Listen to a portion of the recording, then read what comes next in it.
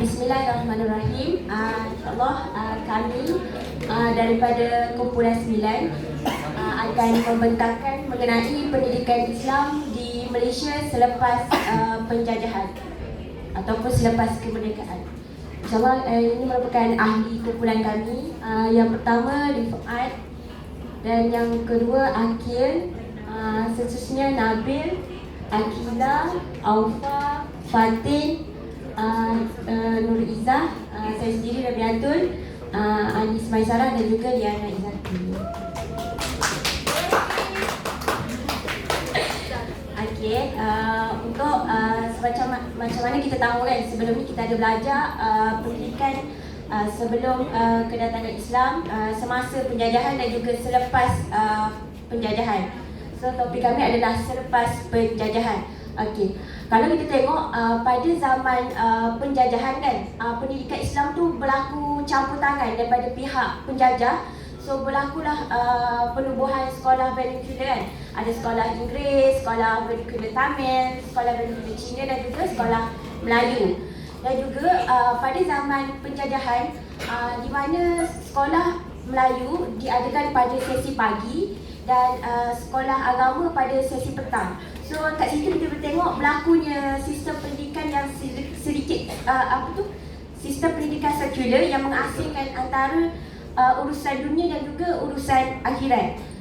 Jadi selepas penjajahan ni kita tengok bermula selepas merdeka melalui dasar pelajaran kerajaan Malaysia yang sekular pada asalnya selepas betul-betul selepas merdeka. Jadi bila mana penubuhan sekolah macam tu, akan ada pelajar yang lulus daripada sekolah kerajaan kan. Bila mana orang yang daripada sekolah madrasah ataupun pondok, dia tak ada kelulusan. So kita tengok pelajar ataupun masyarakat sendiri dah tak berminat untuk ke sekolah pondok ataupun sekolah kita kira macam institusi yang tradisional sebab tak ada kelulusan. So menyebabkan madrasah dan sekolah agama hampir lumpuh. Macam tu. Okey. Selepas apabila sistem pendidikan ini berlaku, maka pendidikan negara telah lahirlah satu pendidikan negara, implikasi daripada laporan penyata ordinan Akta dan Jawatankuasa Pelajaran untuk memenuhi satu sistem pendidikan. Sebab kita tengok pendidikan yang berlangsung selepas penjajahan, kita tengok tak memenuhilah apa yang Islam kehendaki. So berlakulah pendidikan negara.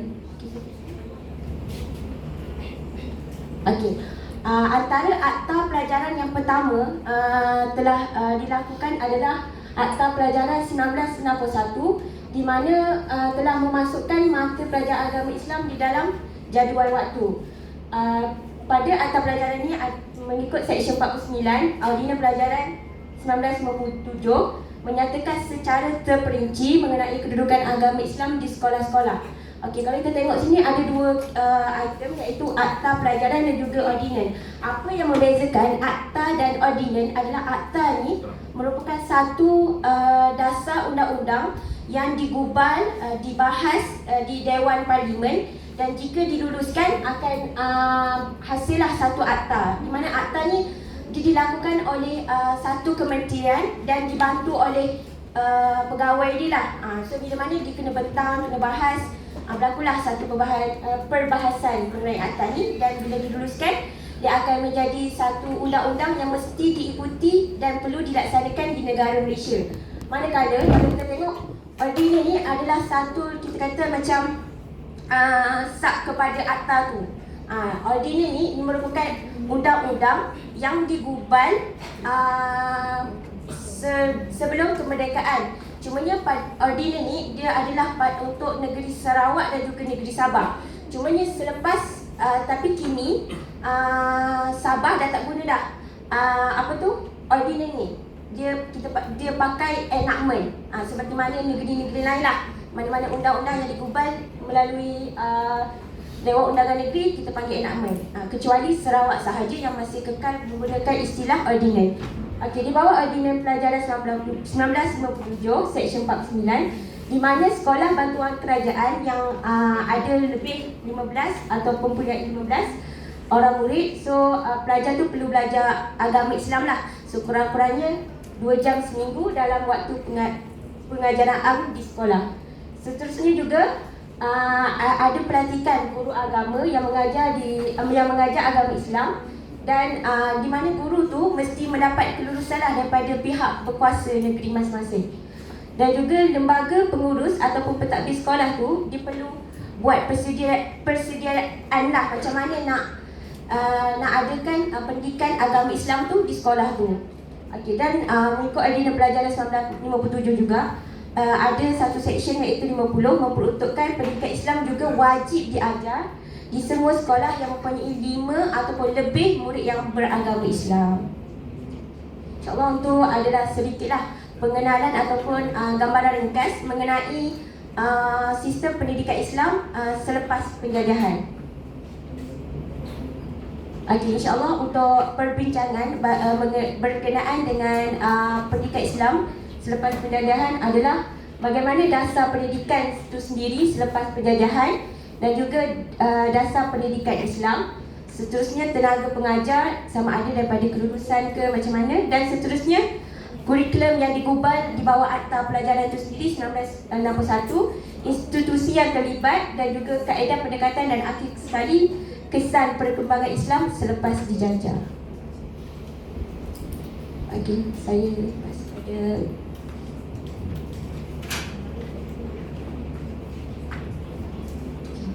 Bismillah. Jadi saya akan teruskan dengan dasar pendidikan selepas daripada zaman kemerdekaan lah, selepas tahun 1957. Okey, jadi pada minggu yang lepas kita dah ada belajar beberapa dasar pendidikan. Siapa ingat dasar yang pertama yang dibentangkan oleh kumpulan minggu lepas?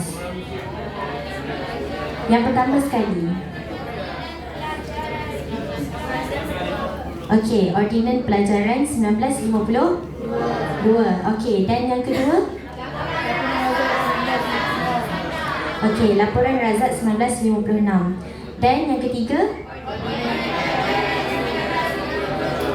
Okey, Ordinan Pelajaran 1957. Jadi tahun 1957 kita merdeka. Jadi saya akan untuk pembentangan pada minggu ni saya akan teruskan dasar pendidikan dengan tahun selepas daripada kita merdeka lah. Okey, jadi yang pertama ialah Penyata Abdul Rahman Talib tahun 1960. Jadi apa yang ada ataupun kandungan sedikitlah saya bagi apa yang ada dalam Penyata Abdul Rahman Talib ni ataupun laporan Abdul Rahman Talib lah kita panggil. Okey, jadi yang ada dalam ni ialah di mana bahasa Melayu yang kita gunakan sebagai bahasa pengantar utama itu daripada sinilah. Daripada sinilah bermulanya bahasa Melayu tu kita maksudnya penggunaan ke arah penggunaan bahasa Melayu sebagai bahasa pengantar utama. Okey, dalam penyata ni lah. Dan yang seterusnya dalam penyata ni juga dia memberi penekanan kepada pendidikan akhlak ataupun maksudnya pendidikan akhlak ini dititik beratkan di mana kalau pelajar Islam mesti belajar pendidikan Islam, dan kalau pelajar yang bukan Islam dan Muslim kita belajar pendidikan moral. Okey, pendidikan moral. Okey, dan yang seterusnya juga ada beberapa kan sebelum tu laporan Razak kan. Jadi ada beberapa dalam laporan Razak tu yang dipinda ke dalam Penyata Abdul Rahman Talib ni, iaitu antaranya sekolah rendah, penjenamaan semula lah daripada sekolah rendah kepada sekolah kebangsaan ataupun sekolah jenis kebangsaan, SK ataupun SJKT, SJKC. Okey, dan lain-lain juga antaranya ialah murid dia akan naik darjah tu secara automatik. Macam dia tak ada macam kalau tak lepas satu level dia akan stay di level tu. Dia tetap akan naik darjah 1, naik darjah 2, naik darjah 3 by tahun lah. Okey, itu yang ada lah. Dan Penyata Abdul Rahman Talib ni juga dia telah pun dalam isi kandungan Penyata Abdul Rahman Talib ni dia telah pun digubal menjadi Akta Pelajaran 1961. Apa yang ada dalam ni dia telah pun digubal menjadi Akta Pelajaran 1961. Tapi sebelum maksudnya Akta Pelajaran itu pasal ada laporan Hussein On juga. laporan Hussein On ni 1971 ni tak ada apalah, cumanya dia mengkaji semula dah dasar-dasar pendidikan yang ada. Dan dalam pernyataan Abdul Rahman Tarik ni juga kita cakap tadi, pendidikan kita ke arah menggunakan bahasa Melayu sebagai bahasa pengantar utama kan. Dan tanpa dalam laporan Hussein On ni juga, tanpa mengenepikan bahasa Inggeris, masa tu bahasa Melayu sudah pun menjadi bahasa pengantar utama lah dalam sistem pendidikan kita, tanpa mengenepikan bahasa Inggeris. Sebabnya bahasa Inggeris ni penting juga, penting sebab dia bahasa antarabangsa. Okey, jadi dia tak mengenepikan lah penggunaan bahasa Inggeris dan mewajibkan subjek bahasa Inggeris dan sebagainya lah yang ada dalam laporan Hussein On ni. Okey, jadi macam saya cakap tadi lah, bahasa Inggeris masih digunakan sebab dia guna bahasa antarabangsa lah, atas kesedaran bersama bahawasanya bahasa Inggeris ni adalah bahasa antarabangsa yang perlu juga untuk pelajar-pelajar di Tanah Melayu di Malaysia ni untuk kita kuasai lah, supaya kita boleh go further. Okey, jadi yang seterusnya kita ada juga laporan Kabinet 1979. Okey, yang seterusnya laporan Kabinet 1979 ni di mana antara kandungan ni ialah bahasa Inggeris sebagai bahasa kedua dikekalkan. Maksudnya kita ada bahasa pengantar yang utama dan bahasa Inggeris sebagai bahasa kedua juga kita tak ketepikan, malah kita kekalkan lah dalam sistem pendidikan seperti yang sampai kita nampak sampai ke hari inilah. Okey, dan dalam pernyataan laporan Kabinet ini juga dia menyatakan bahawa pendidikan menengah atas ada dua jurusan. Macam kita dapat tengok sekarang, ada yang ke akademik dan ada juga yang ke vocational ataupun teknik. Kan ada yang form 4 dia pindah di sekolah teknik, ada kan? Ada kan kawan-kawan yang macam tu kan. So dia boleh jadi dua lah, menengah atas. Maksudnya menengah rendah form 1 sampai form 3 lek-lek dulu macam biasa tu kan, belajar dulu. Okay, lepas tu form 4 dia ada pilihan lah, sama ada nak ke kemahiran ataupun nak secara akademik lah. Akademik pun ada banyak, ada kan, ada yang science, account, semua-semua tu kan. Okay, dan antara laporan Kabinet ini juga kenapa dia dibuat lah, sebabnya untuk menyahut cabaran sains dan teknologi. Dan waktu ni dah ada dasar ekonomi baru waktu tahun 1979 ni. Okey, dan yang seterusnya kita barulah ada Akta Pendidikan 1996. Akta Pendidikan 1996 ni lah yang kita guna sampai sekarang, di mana dia terdiri daripada 16 bahagian dan mengandungi 156 section lah, dan ada beberapa pindaan lah yang kita kena buat. Yang telah pun dibuat lah pindaan tu. Jadi kalian boleh cek sendiri, ada Akta Pendidikan, Google je, dia keluar satu PDF daripada Ministry Education. Okey, jadi dan selepas tu juga kita macam-macam kan. Sekarang ni yang paling latest ada Malaysia Madani, apa semua-semua tu kan. Daripada yang sebelum tu lagi, kita ada Pelan Induk Pembangunan Negara tahun 2006 hingga 2010. Yang ni zaman-zaman Tun Abdullah Ahmad Balawi, Pak Lah. Dia bukannya macam undang-undang yang dibahaskan di parlimen, cuma dia adalah satu macam pelan untuk kita lebih kehadapan lah seiring dengan kemajuan teknologi dan pembangunan yang ada lah sampai ke hari ini. Dan yang sekarang yang paling latest ialah dasar Pelan Pembangunan Pendidikan Malaysia 2013 hingga 2025. Tapi itulah, sekarang 2023 dah kan, kita tak tahu lagi 2 tahun lagi apa yang akan jadi dengan plan ni. Tapi adalah sekarang ni yang paling latest Malaysia Madani tu lah. Malaysia Madani tu ada lagi dia bincangkan dalam tu, boleh baca lagi lah, kita tak sempat dah bincangkan semua dalam ni. Okey, jadi ada berapa selepas kemerdekaan sampai yang kita guna hari ni? 5.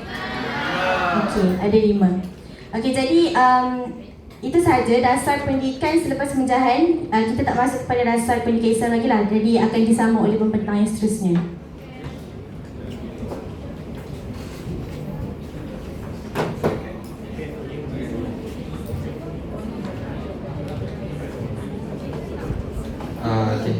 Yang seterusnya adalah dasar pendidikan Islam. Jadi apakah itu dasar ataupun fungsi pendidikan Islam? Dasar pendidikan Islam merupakan satu landasan yang digunakan dalam proses pendidikan Islam, di mana matlamatnya adalah untuk mewujudkan perkembangan yang seimbang di dalam diri individu dan juga mewujudkan nilai-nilai keislaman tersebut. Seterusnya ialah melahirkan seorang individu yang beriman dan berpengetahuan tentang Islam itu sendiri. Jadi dasar pendidikan Islam ini ada dua, iaitu Al-Quran dan juga As-Sunnah. Dalam surah Al-Isra ayat ke-9 yang bermaksud sesungguhnya Al-Quran ini memberikan petunjuk kepada jalan yang lebih lurus dan memberi kabar gembira kepada orang-orang mukmin yang mengerjakan amal soleh bahawa mereka ada pahala yang besar. Jadi kenapa Al-Quran ini dijadikan sebagai dasar, iaitu asas dalam pendidikan Islam? Kerana dalam Al-Quran itu ada dalam Al-Quran itu dia dah ajar kita tentang akhlak dan juga macam mana manusia itu hidup dalam kehidupan sehariannya. Dan yang kedua adalah As-Sunnah. As-Sunnah merupakan perkataan ataupun perbuatan dan juga pengakuan daripada Rasulullah sallallahu alaihi wasallam. Seperti yang kita tahu bahawa Rasulullah itu diutuskan ke bumi sebagai untuk memperbaiki moral atau akhlak umat manusia. Dan dalam hadis riwayat Muslim, sesungguhnya aku diutus, tiada lain adalah untuk menyempurnakan akhlak yang mulia. Jadi itulah sebab di mana Al-Quran dan As-Sunnah itu dijadikan dasar atau asas dalam pendidikan Islam. Next slide. Yang seterusnya, menurut Hasan Langgulung 1979, perkara-perkara yang menjadi dasar pendidikan Islam ialah yang pertama, keesaan Tuhan, yakni tauhid, dan juga kepercayaan kepada wahyu-wahyu Tuhan. Kepercayaan kepada Tuhan yang esa, yakni tauhid, merupakan prinsip utama dalam agama Islam untuk mengajar umat Islam untuk memahami dan menyembah Allah sebagai Tuhan yang satu. Yang seterusnya ialah persamaan dan persaudaraan antara semua umat Islam. Pendidikan Islam ni dia menekankan pembentukan akhlak dan moral yang baik, supaya manusia itu dah belajar macam mana untuk berinteraksi sesama manusia dan bagaimana untuk berakhlak di hadapan manusia. Dan yang seterusnya ialah setiap orang bertanggungjawab atas moral dan kerohanian. Dalam pendidikan Islam ni dia mengajar cara-cara untuk melaksanakan ibadah, termasuk solat, puasa, zakat dan haji, yang merupakan haji merupakan kewajipan kepada umat manusia. Itu sahaja.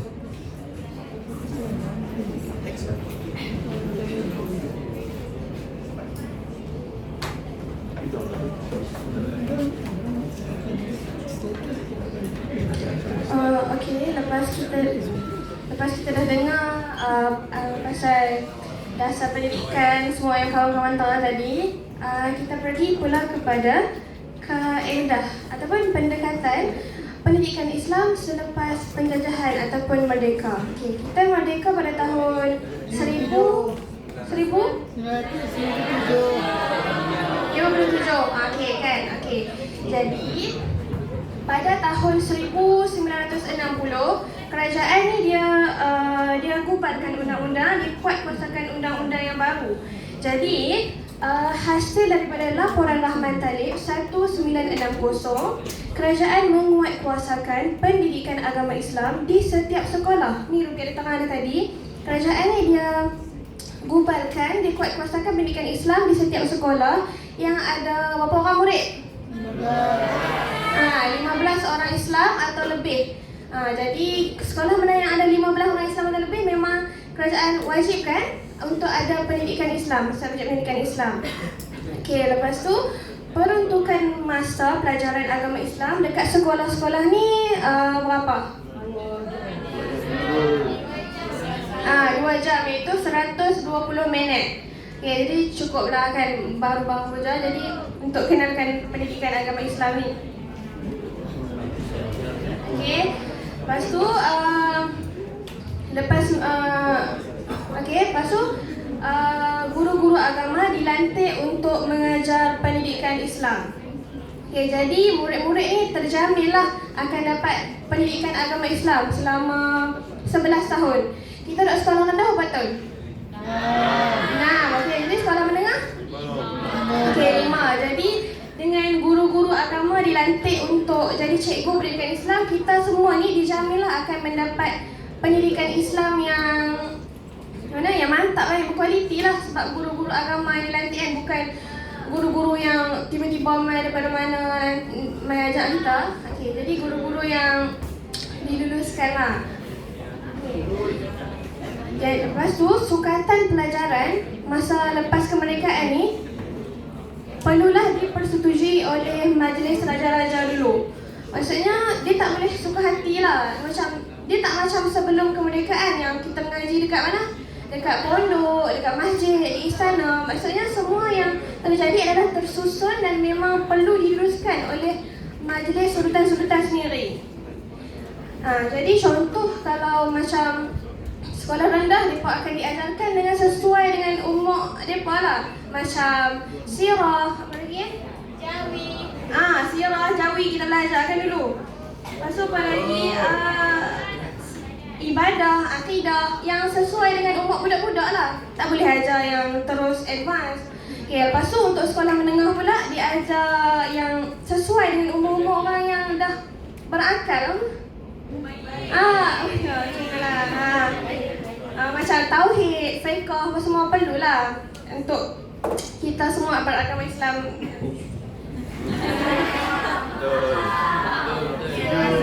Pendidikan Islam di tanah Melayu. Pendidikan tinggi Islam pula dilaksanakan di tanah Melayu bermula pada tahun 1955. Okey. Pendidikan Islam ni lepas kemerdekaan mulalah ditubuhkan institusi lepas Kolej Islam Melayu ditubuhkan. Jadi lepas orang Melayu tahu betapa pentingnya pendidikan Islam, institusi pendidikan Islam, jadi ditubuhkanlah kolej dan institusi-institusi lain. Sejak itulah, okey.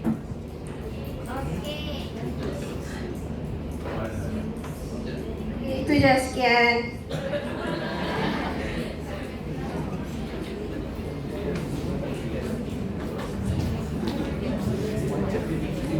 Okey, bismillahirrahmanirrahim. Assalamualaikum warahmatullahi wabarakatuh. Tadi Fatin bentang apa? Tak ada dah. Tapi sekarang kita beralih kepada institusi selepas kemerdekaan. Ni kita fokuskan institusi pengajian Islam sahaja. Okey. Biasa dengar tak SMKA, SAN? So kita kenal lah sekarang ni kan.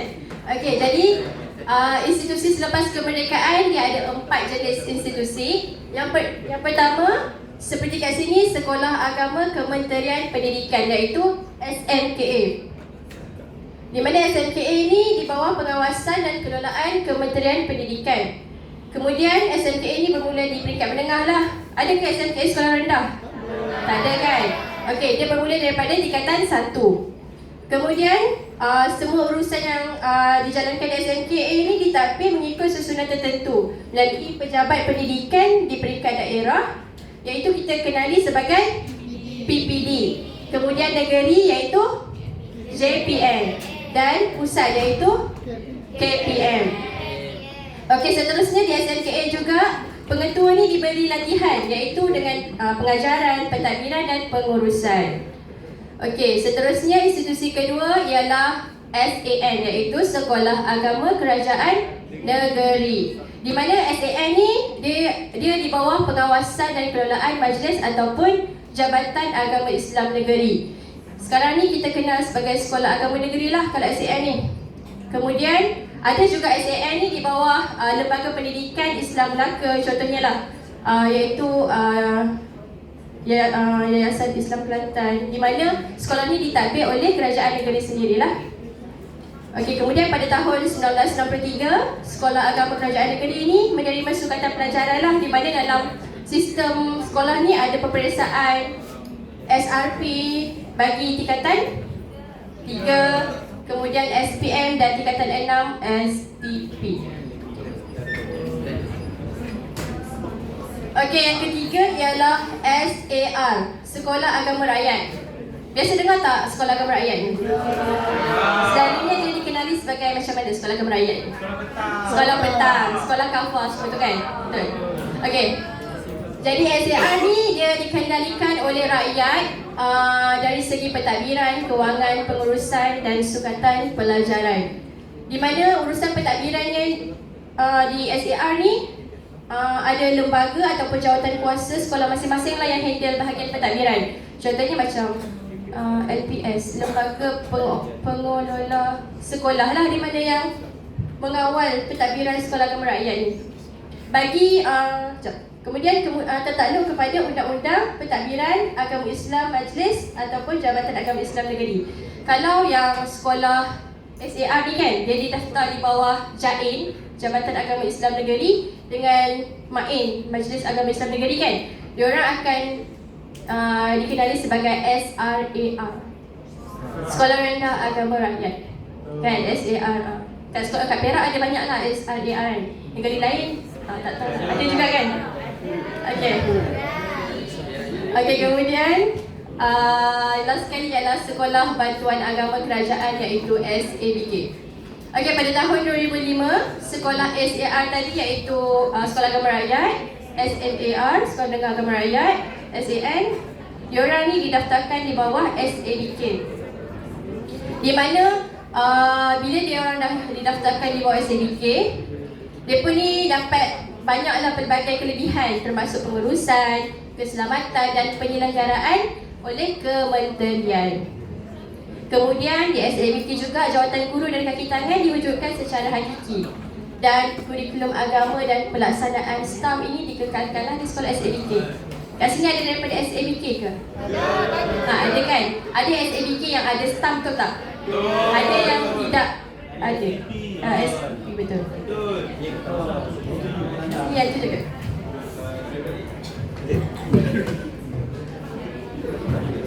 Oke, seterusnya kita beralih pada kurikulum. Kalau kita tengok di sini, kurikulum sekolah rendah dan sekolah menengah kedua-duanya berbeza, dan ada beberapa tahun dia akan bertukar. Kita tengok sekolah rendah dimulakan dengan KLSR, kurikulum lama sekolah rendah. Dia wujud pada tahun 1962. Kemudian lepas 20 tahun berubah lagi jadi kurikulum baru sekolah rendah. Lepas 7 tahun berubah lagi kurikulum bersepadu sekolah rendah 1989, dan selepas 22 tahun berubah lagi pada tahun 2011 wujudnya kurikulum standard sekolah rendah. Kemudian kita beralih pada sekolah menengah. Yang pertama ialah KLSM, kurikulum lama sekolah menengah pada tahun 1957, dan kemudian berubah menjadi KBSM, kurikulum bersepadu sekolah menengah pada tahun 1989, dan 2017 berubah lagi menjadi kurikulum standard sekolah menengah. Okay, next. Seterusnya kita tengok subjek pengetahuan agama Islam dalam kurikulum pendidikan Islam di sekolah kerajaan. Di sekolah rendah, murid-murid akan diajar akidah, ibadah, sejarah Rasul-Rasul ataupun sirah lah. Lepas tu budi pekerti, bacaan Al-Quran, akhlak dan Jacob. Okey, kita sentuh sikit Jacob ni. Jacob ni kepanjangannya ialah Jawi, Quran, Arab, Fardu Ain. Kemudian Jacob ni dia punya idea pewujudan wujud pada tahun 2004 oleh Datuk Seri Abdul Ahmad Badawi, dan kemudian Jacob ni terus next tahun tu 2005 terus dilaksanakan. Lepas tu objektif Jacob ni ialah agar murid mampu menguasai 4 elemen, iaitu mampu membaca dan menulis Jawi dengan baik. Kedua, mampu membaca Quran dan boleh hatam Quran sebelum naik sekolah menengah. Lepas tu yang ketiga, mampu menguasai kemahiran bahasa Arab. Dan yang terakhir, fardu ain, mampu menunaikan fardu ain dengan sempurna. Contohnya solat lah. Kemudian sekolah menengah. Sekolah menengah ni pula dia pecah dua. Yang pertama menengah rendah. Diajar murid-murid akan diajar fiqh, tauhid, sejarah Islam, ayat Al-Quran dan hadis. Kemudian naik menengah atas, murid-murid akan diajar pendidikan Islam, pendidikan Al-Quran dan Sunnah, dan pendidikan Syariah Islamiyah. Inilah dia punya subjek-subjek dan pengkhususan pendidikan Islam di sekolah. Next.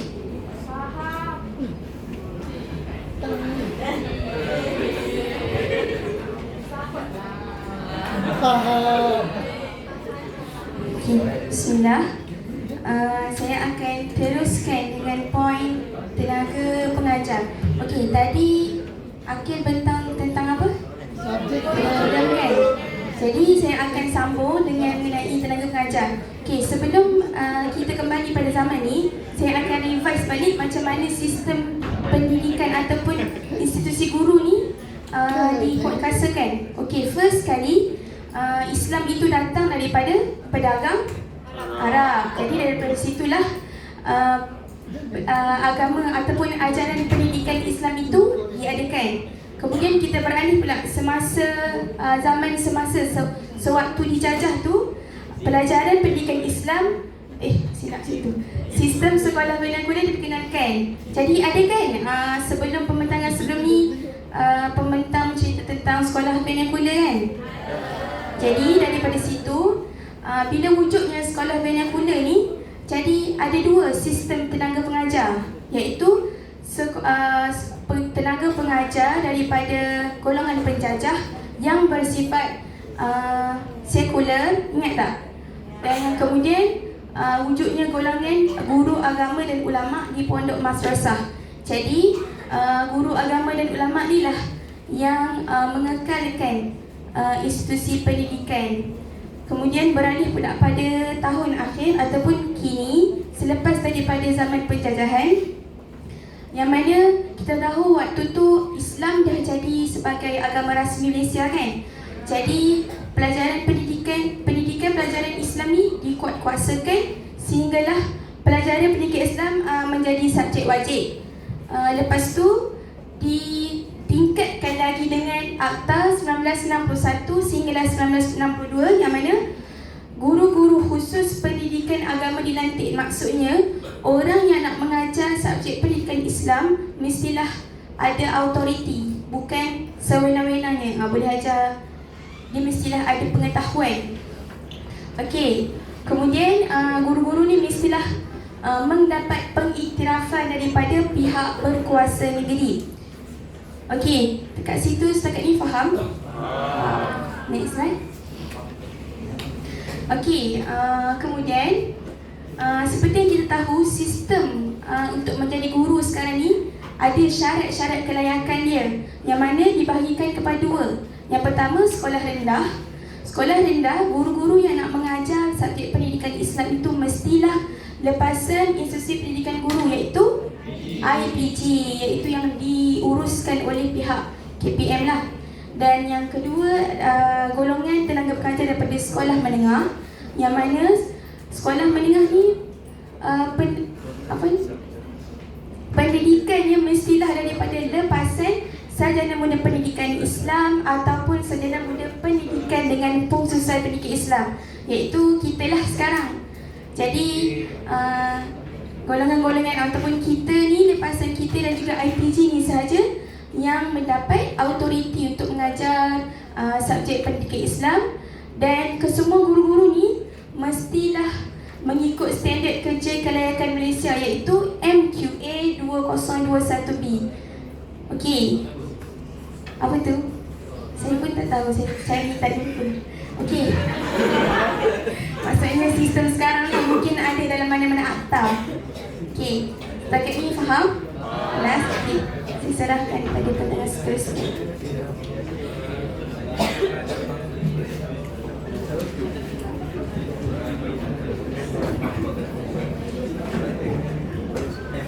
Okey, seterusnya kesan perkembangan Islam selepas dijajah. Okey, kalau waktu pertama bentang, dia bentang pasal Islam sebelum dijajah kan. So hari ini saya cakap pasal Islam selepas dijajah. Okey, yang pertama revitalisasi pendidikan Islam. Pendidikan Islam di Malaysia telah mengalami pemulihan dan perkembangan setelah kemerdekaan. So madrasah dan lembaga pendidikan Islam yang lainnya dibangunkan kembali atau ditingkatkan untuk mengajar ajaran Islam dan memelihara tradisi intelektual Islam. Okey, yang kedua, integrasi dalam sistem pendidikan nasional. Okey, Malaysia berusaha untuk mengintegrasikan pendidikan Islam ke dalam sistem pendidikan nasional. Maksudnya sekolah-sekolah agama Islam yang dulu tidak diberi title rasmi dah dapatlah status rasmi dan diakui dalam sistem pendidikan nasional. Okey. Yang ketiga, penggunaan teknologi. Pendidikan Islam di Malaysia juga telah memanfaatkan teknologi untuk penyebaran ilmu pengetahuan agama Islam seperti internet, media sosial dan platform pembelajaran online digunakan untuk tujuan ini.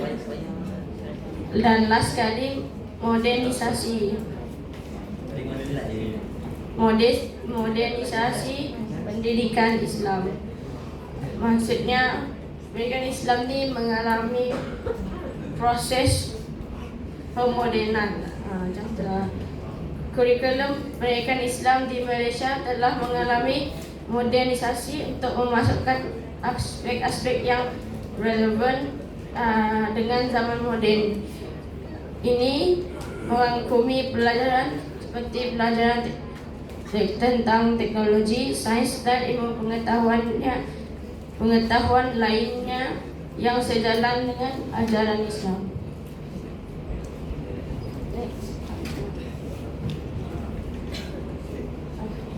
Itu saja dari saya.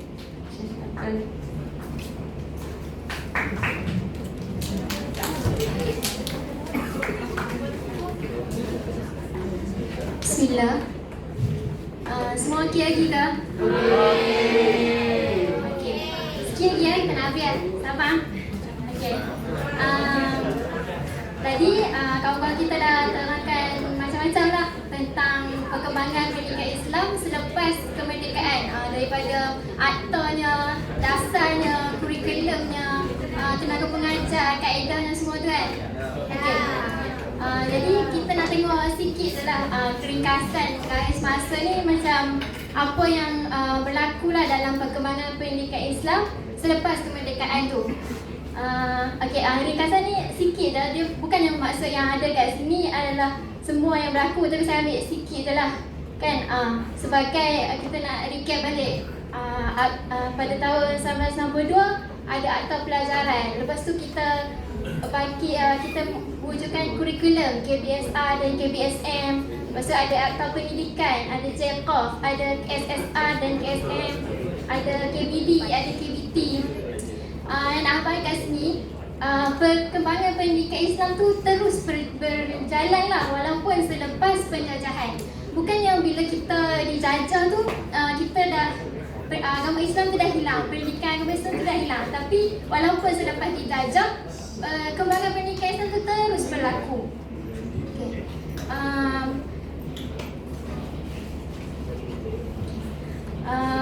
Jadi kat sini nak katanya apa ni, betapa kuatnya lah pegangan kuatnya agama Islam tu walaupun kita dijajah beratus-ratus tahun kan, tapi benda tu pendidikan Islam tu still sampai kepada kita sampai ke hari ini.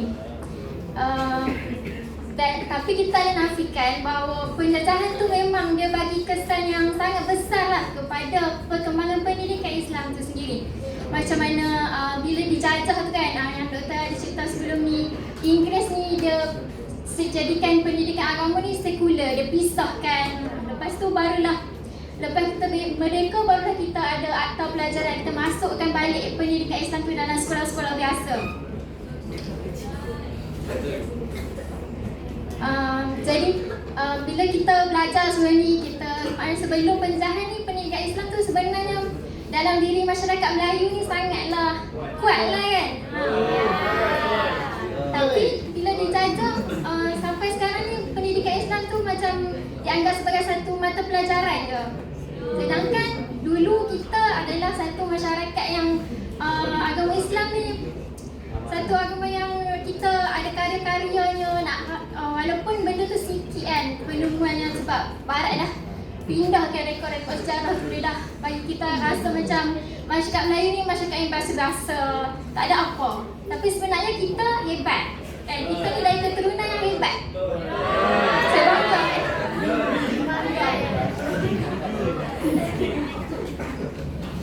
Jadi itulah kata apa peranan daripada dulu, daripada sebelum penjajahan, semasa penjajahan ada tokoh-tokoh, ada ulama-ulama yang pertahankan agama Islam ni sampailah kepada kita kan.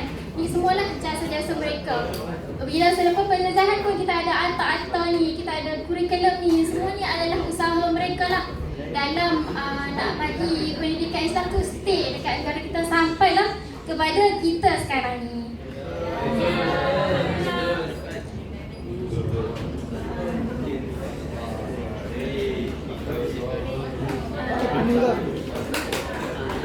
Okey, saja rumusan untuk pembentangan kami pada hari ini. Kita teruskan dengan discussion.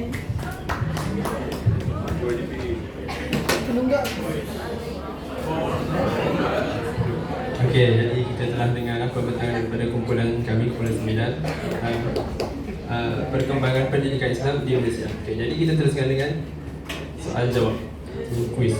Okey. Kita ada sediakan hadiah, iaitu roti. Roti ini sesuai lah untuk mereka yang tak sempat sarapan pagi tadi.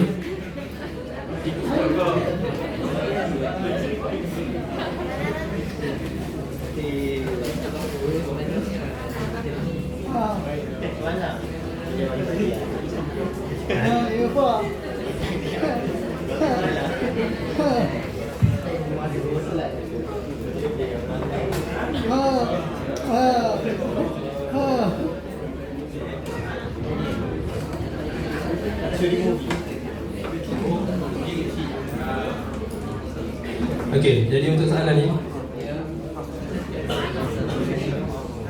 kami akan guna untuk wakil kumpulan lah. Jadi kami akan spin dulu. Wakil kumpulan boleh untuk jawab lah soalan wakil kumpulan.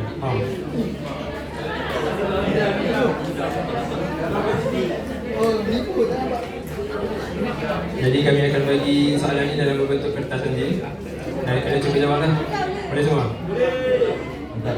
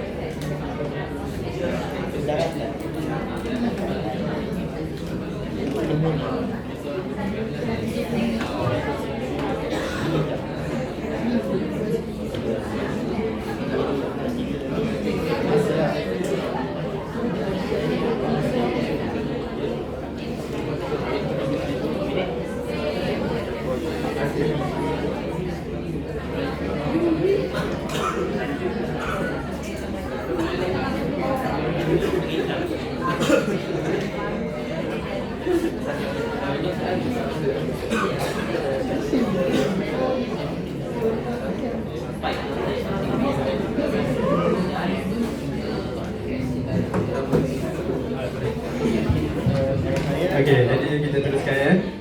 Kita spin dulu. Okey, tekan ni.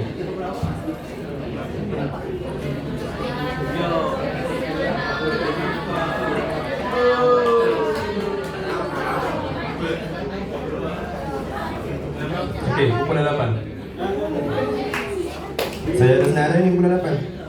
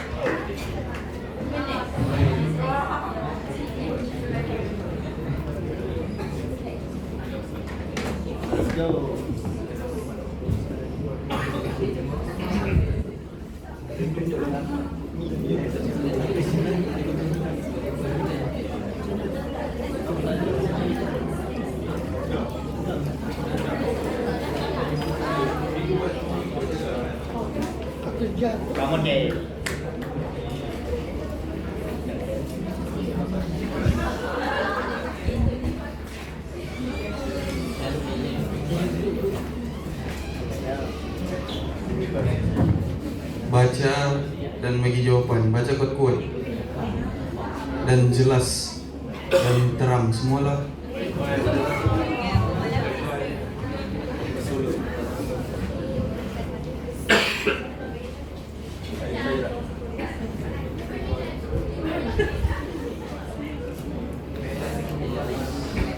Apakah pusat belajar Islam moden yang dibuka pada tahun 1955?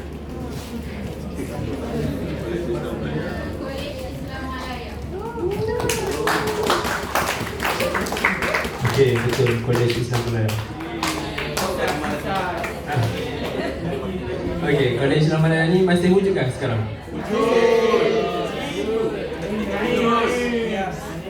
Betul ke masih wujud? Betul.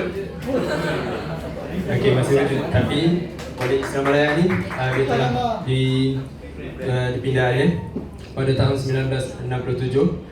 Kementerian Pelajaran Malaysia telah mengambil alih dan menjadikan ia sebagai satu sekolah tinggi agama, tinggi menengah agama, bantuan kerajaan lah. Okay. Dan sekarang ni pada ketika itu diberi nama apa? Kolej Islam Club. Betul, Kolej Islam Club. Kemudian pada tahun 1989 ditukar nama kepada Kolej Islam Sekolah Syah. Okey, mantap.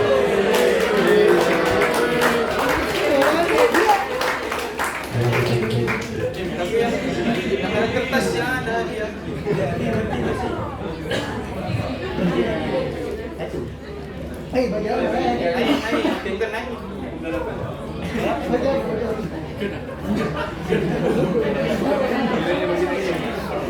Okay, next. Yes, yes.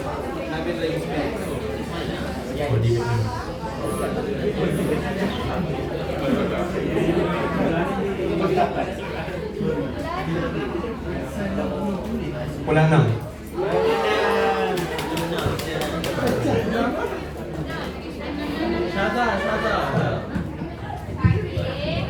Muhammad Adam sekolah ni, Hilman, Syakir, Syaza, Tira, siapa lah yang mau maju? Siapa? Syaza.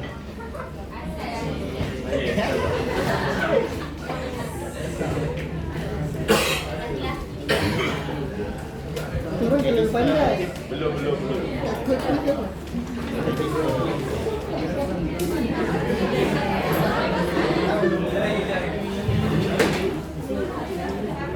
Sekali lagi, siapa yang pegang kertas baca soalan dengan jelas.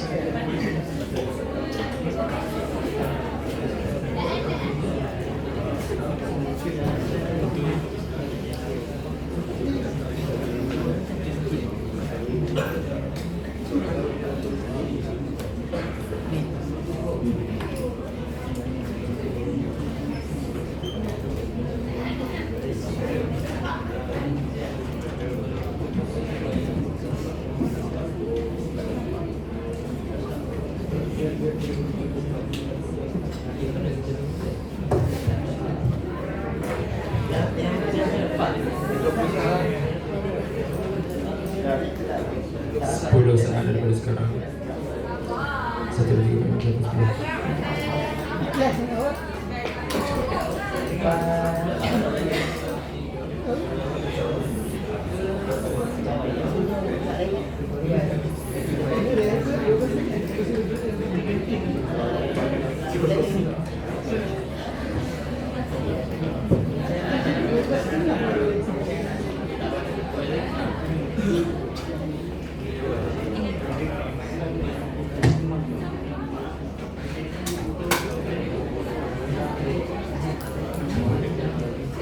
10 saat. 10 9 10. Sudah.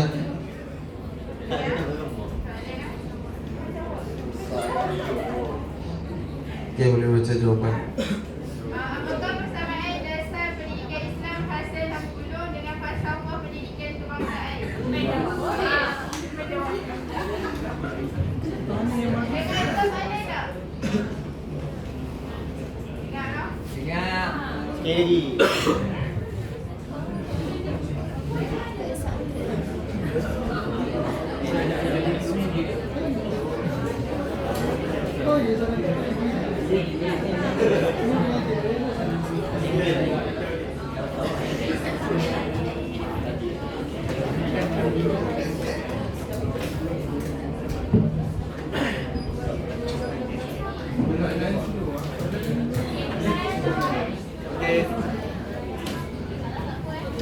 Sila. Okey, kalau first, soalan pertama persamaan antara dasar pendidikan Islam dasar yang bodoh dengan SDK.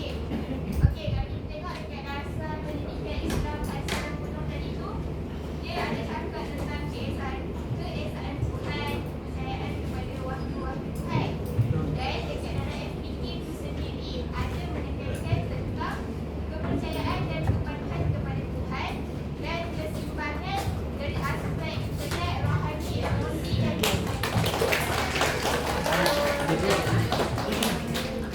Okey, jawapannya betul. Keesaan Tuhan.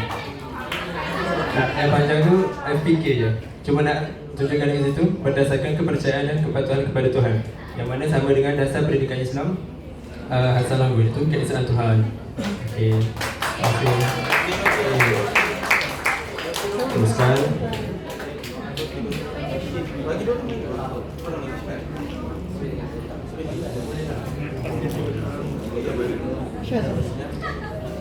Seterusnya kumpulan 3. Siapa ahlinya?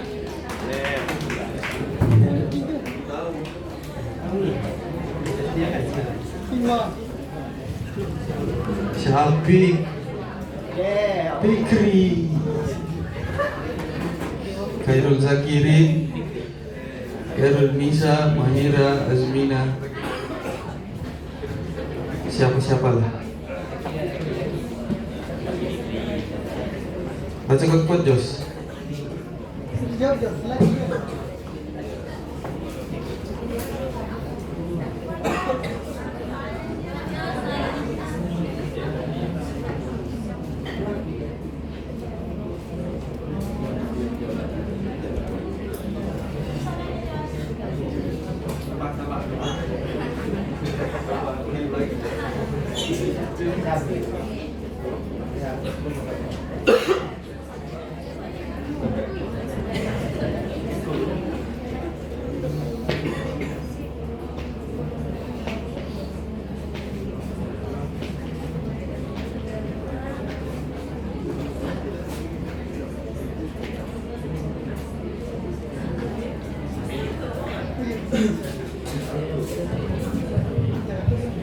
Boleh baca dulu soalan? Baca dulu soalan. Pelajaran 1967, pendidikan Islam diwajibkan apabila terdapat 15 orang atau lebih murid di sekolah kerajaan dan bantuan kerajaan sahaja. Apakah perbezaan Akta Pendidikan 1966 dari segi aspek pendidikan Islam? Jadi apa perbezaan Akta Pelajaran dan Akta Pendidikan?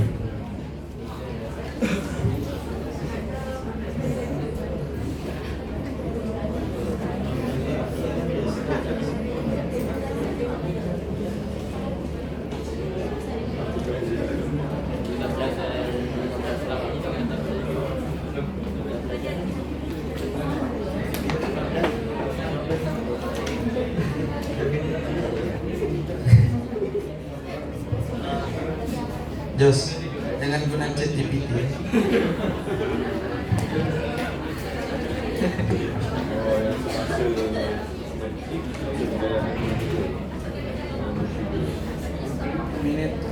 Okey, jawapan dia tertumpu kepada 15 orang pelajar itu. Apa perbezaan dengan Akta Pendidikan 1996?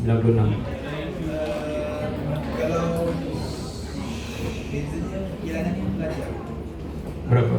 13 orang untuk bantuan sekolah kerajaan dan saja. Manakala yang satu lagi adalah 5 orang. Betul.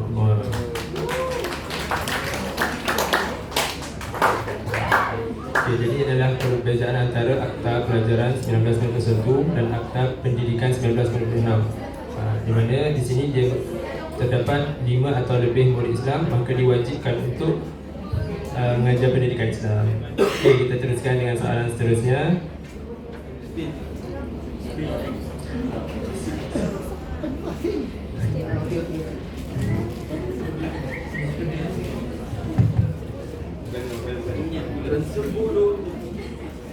Kumpulan 10.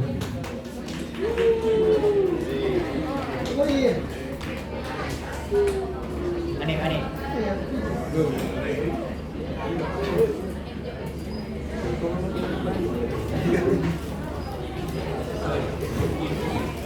Bulan 10, Nizamuddin, Ashraf Majdi, Aziz, Suhail, Ali Ahmad.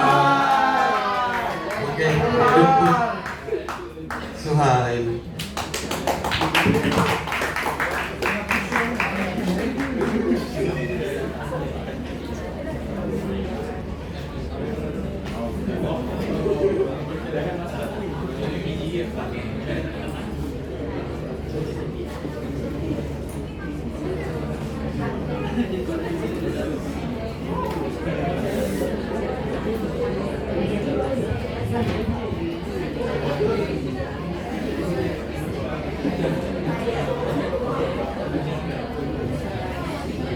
Siapa kumpulan 10 wakil-wakil?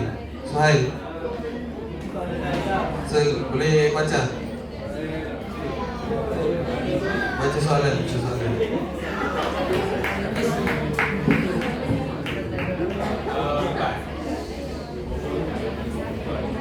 Nombor 4, apakah syarat menaikkan guru sekolah rendah dan sekolah menengah? Senang ya. Okey, siapa yang dekat senang tadi? Tolong jawab. Bisa. Okey, kalau untuk sekolah rendah, dia masuk IPG. Kalau untuk sekolah menengah, dia ambil Sarjana Muda Pendidikan Islam. Tengok. Kira.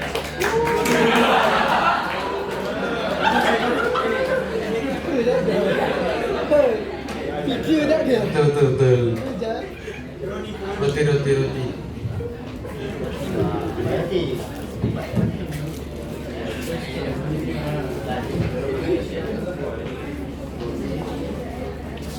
Azik, volunteer.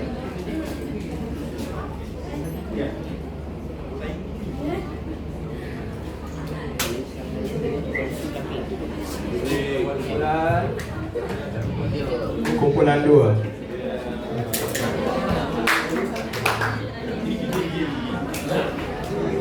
Gila.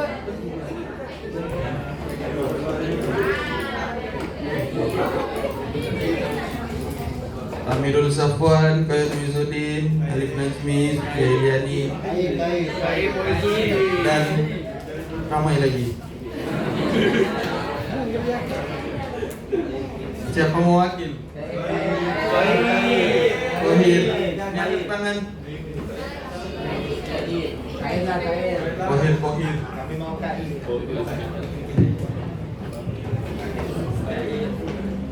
Nama lagi.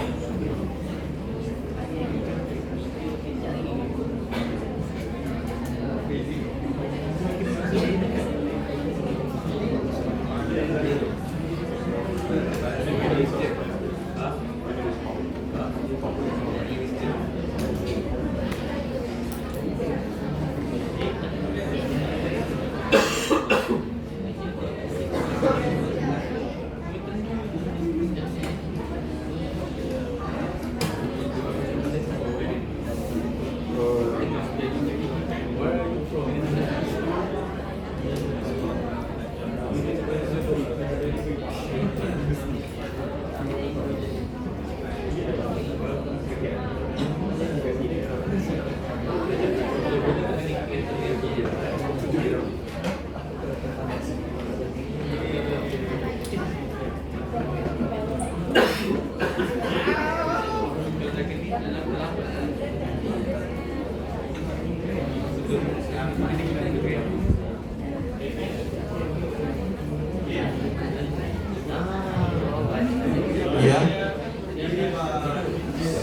Diri. Baca kuat-kuat.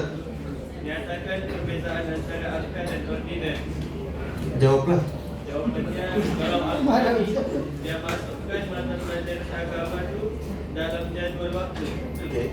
Kalau ordinans pula dia mendapatkan secara terperinci mengenai kedudukan agama Islam di sekolah. Betul. Kan salah. Maksudnya yang bagi tahu tadi, maksudnya akta tu apa yang masuk apa tu elemen dalam akta tu. Cuma ni nak apa itu beza akta dengan ordinance. Istilah dia. Dia dah kalau untuk akta macam tadi akta adalah dasar undang-undang. Dasar Kalau akta ni satu dasar undang-undang yang dibahas dalam parlimen. Kalau ordinance sub kepada akta.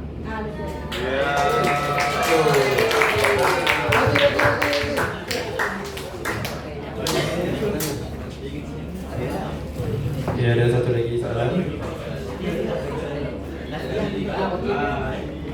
Okey habis.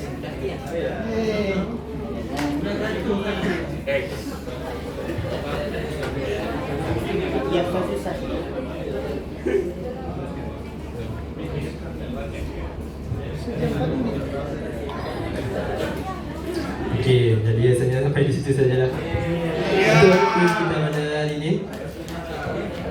Okey, jadi setakat ni faham ke apa yang kami bentang?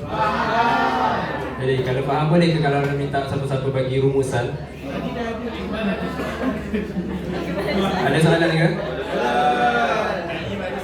Kalau ada soalan simpan untuk Dr. Ashraf nanti.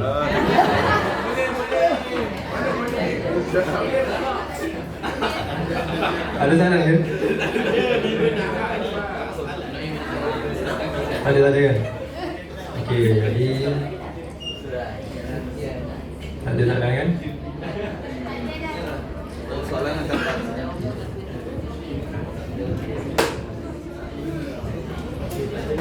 Okey, jadi kalau tak ada soalan mungkin sampai di sini saja. Apa pertanyaan daripada kami? Okey.